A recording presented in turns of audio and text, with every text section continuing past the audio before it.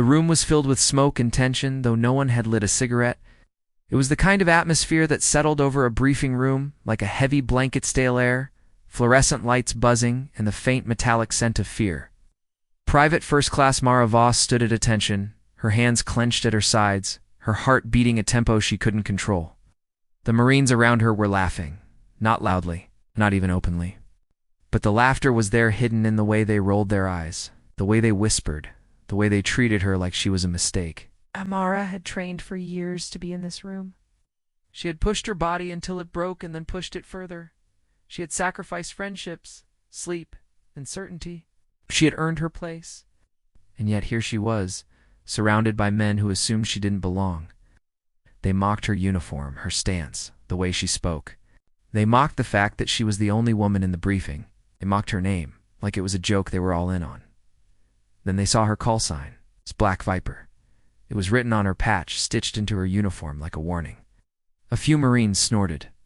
One of them even muttered, "What kind of name is that? Sounds like a cartoon." Mara forced herself not to react. She had learned the hard way that showing emotion was a luxury, a weakness, a doorway they could use to push her down. But inside her mind was a storm. She remembered the first time she chose that call sign.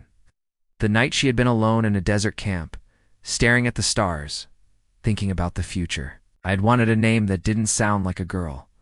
A name that sounded like a force. A name that would make them stop. She thought she'd never see him again. She was wrong. Before I tell you what happened next, tell me in the comments where you re-watching from. I love knowing who's listening. The Colonel entered the room like a shadow that didn't belong to any light. Colonel Hayes was a man who didn't need to shout to be respected. His presence alone made people straighten their posture. His eyes scanned the room with the quiet certainty of someone who had seen everything and was still standing. He stopped in front of Mara. His gaze fell to her patch. Black Viper. For a moment, the room held its breath. The Marines stopped whispering. The laughter died. Colonel Hayes didn't react with surprise. He didn't react with mockery. He reacted with something else. Something like recognition. He stared at the patch as if he'd been punched in the chest. The silence grew heavier. Then he spoke. Black Viper, he said, his voice calm. It's an unusual call sign. Mara's throat tightened. She could feel the eyes on her, the weight of judgment and curiosity. She didn't know if she was about to be praised or punished.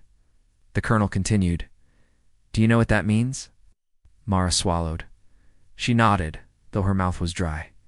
It means I'm not going to be ignored, she said quietly. The Colonel's expression softened, just slightly. It means you're a warning, not to others, but to yourself.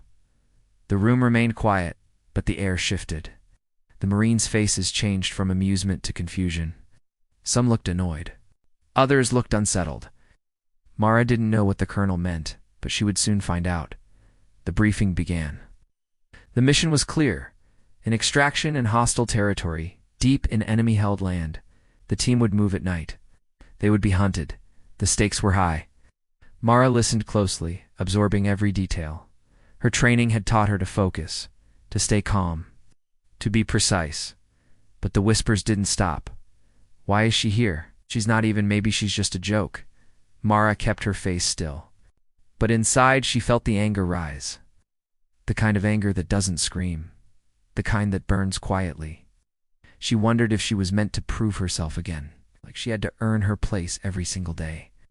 When the briefing ended, the Colonel called her forward. The room went silent. Mara approached, her boots making small sounds on the floor. She could feel every eye on her back watching. Colonel Hayes didn't yell. He didn't scold. Simply asked, "What is your specialty?" Mara's mind raced.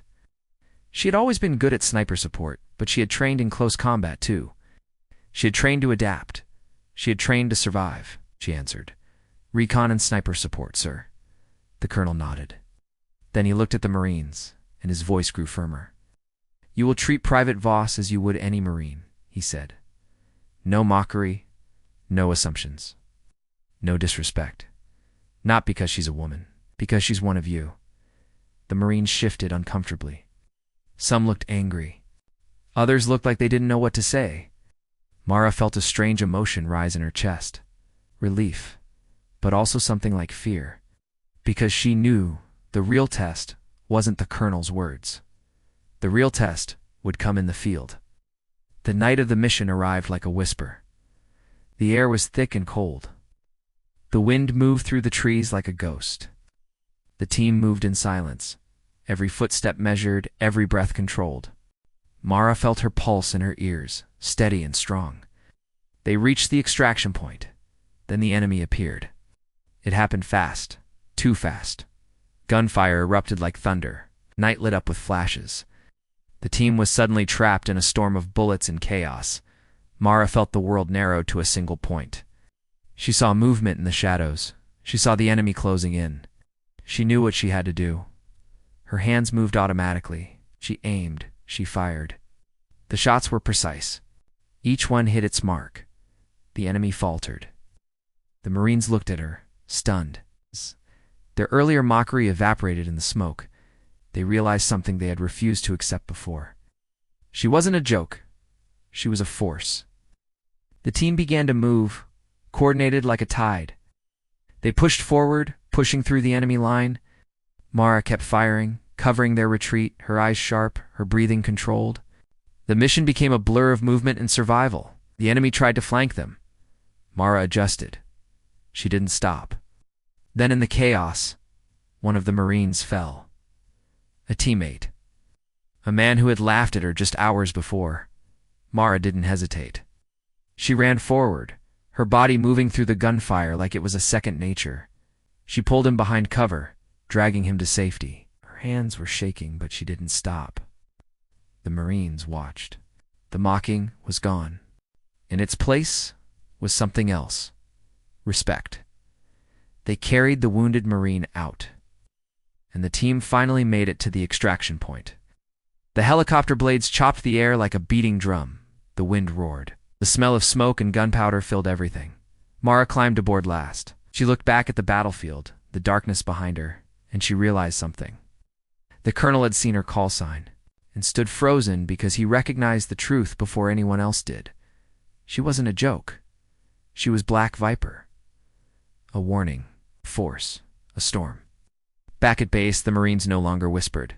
They didn't laugh. They didn't mock. They stood a little straighter. They spoke a little quieter. They treated her like one of them.